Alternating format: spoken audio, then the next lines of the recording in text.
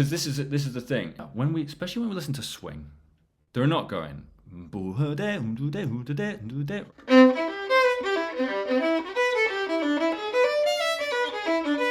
I remember that feeling when I was like, okay, so jazz is knowing the chords, jazz is showing the chords in my playing, and it's sort of maybe knowing what scale works on each chord. And it's like, not really. We want to always have the idea of C in the back of our head. We want to think about all of me as being in C. We're trying to make melodies over the tune, right? And this is a really great way to do so. So let me get it up.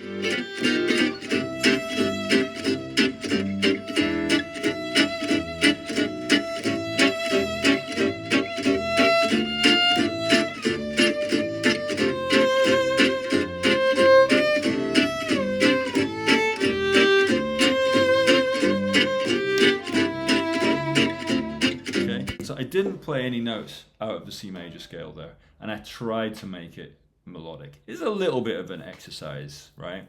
But I'm creating a line that's following the chords. I'm not allowing myself to play any notes away from the C major scale, right? And it's showing you that a lot of these moments within these tunes that are out with the C major scale or out with the scale from which the tune is in, they're usually quite related. And again, there's not that much difference between those key centers. D minor, C major, and A minor are all very similar. They're all very, very similar. And other than that, and also it goes to the F major later on, right? F major, very similar to C major. And I'm going to play a little bit more generally now, and I'm going to show you perhaps a little bit how Grappelli plays over a song like All of Me, which isn't exactly what I just did there, but it is in a way. Grappelli will play, like as you said, in and around a sort of key center, right? I think you said recently I learned if all the chords to the song are diatonic to the key, I should be able to play runs in the scale of that key anywhere in the song. Chord tones become safe notes. That's sort of the idea that I think Grappelli uses, right, a lot of the time, to some degree. Thinking of it as safe notes isn't exactly how I would think about it. I would think of it as they're important notes, and they're good notes, and they're notes that are going to help you create a melody. But that's one thing. I'm just going to try and give you an example of how I think Grappelli plays over a song like this.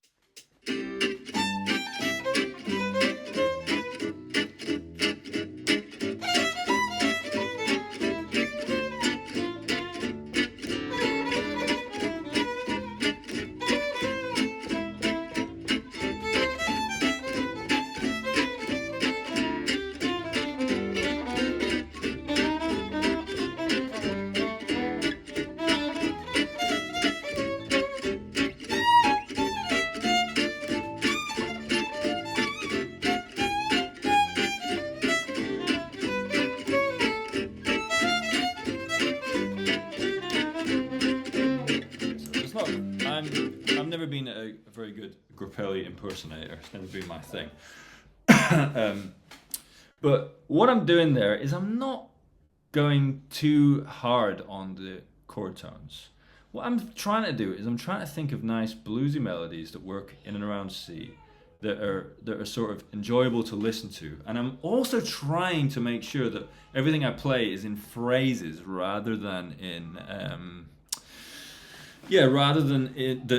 like just moving from one chord to the next, right? Constantly going in and out of the chords. I'm trying to play phrases. End your phrase, you know.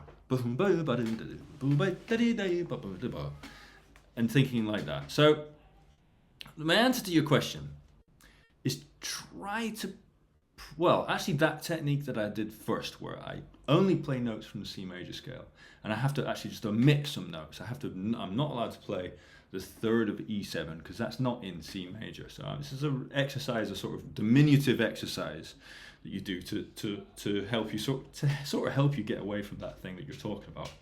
And then the other thing is to just try and hear things as little melodies, not worry too much about if you're going to play some wrong notes, and just try to play melodies that you hear in your head, right?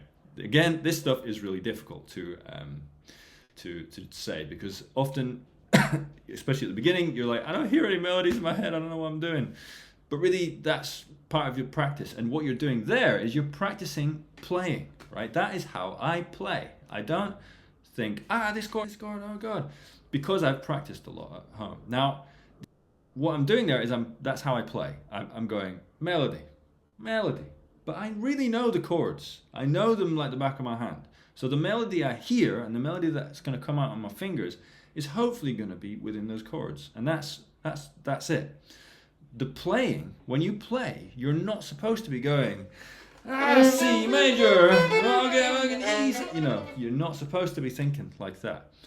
It's really difficult. So what we're doing here is we're trying to get ourselves used to like a playing mindset, right?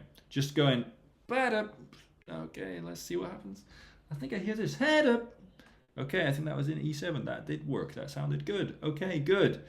You know, you're just trying to get used to just throwing yourself at it. Now, the reason that your lines will work and the thing that you're going to do to make your lines work and sound good over all these chords is that practice thing. And the practice is this: being able to in a very boring way.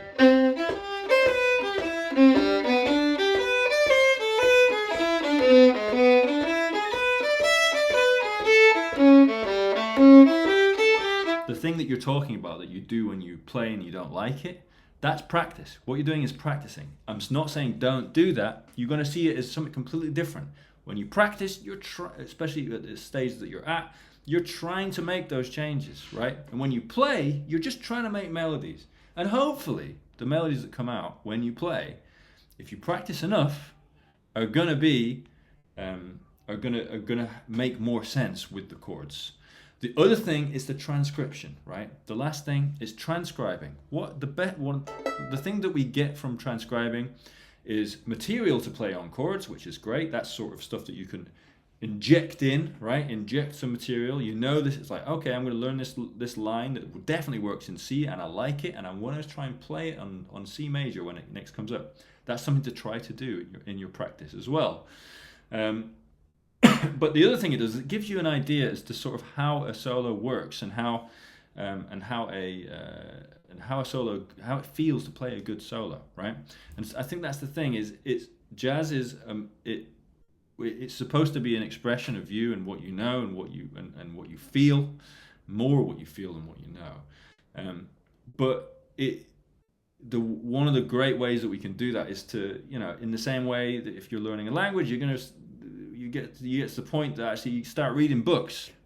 That's that sort of transcribing other people's solos and try to get see how it feels to play all this stuff, right? To play a whole chorus of like nice melodic music by one of the masters of jazz, and that's going to be another thing that's going to help you. So hopefully there was quite a lot in that. The answer is to try to separate practice from play.